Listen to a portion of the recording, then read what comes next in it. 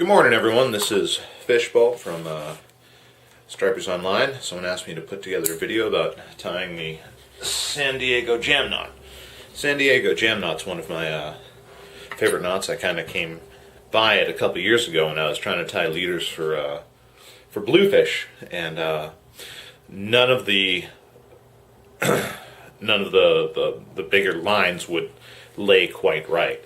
So I typically will use this for 80-pound mono, but what I'm doing is 60-pound mono. I haven't tied my leaders for bluefish yet, so going with a lighter line. Okay, I've actually used it with 20 and 30.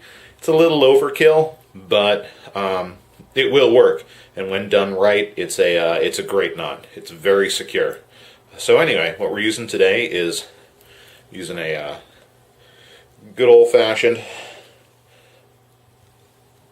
I'll typically use these to hold pyramid sinkers when I'm fishing bait, but it's got a nice big loop, so it's easy to see what's going on. And got some 60-pound mono. So anyway, let's get started on this.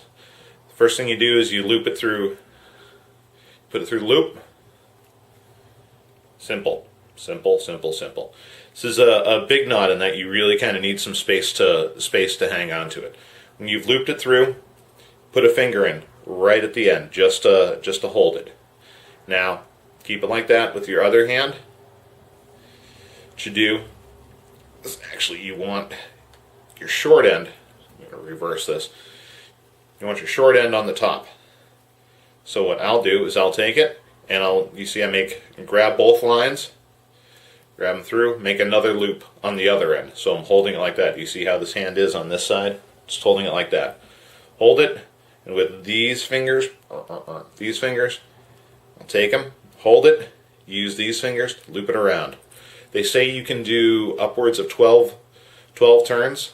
I'll do usually 8 or 10. So that was my first turn. 1, 2, 3, 3, 4, 5. Now you'll see it's eating up a lot of line. So that's why I call this just such a big knot. So I'm not sure how many I did. 5, 6. On this end it's getting pretty tight. 6, 7, 8. Now that's at the end. I'll take my thumb, push it through the hole on the other end. Okay? And take it.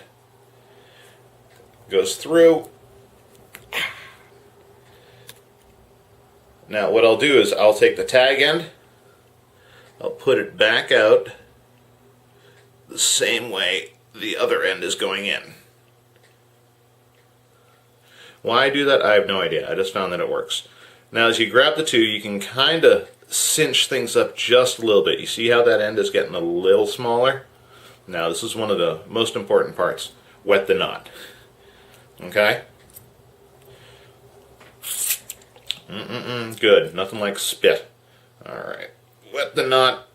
You'll find which end you can kind of put pressure on to get it to cinch up.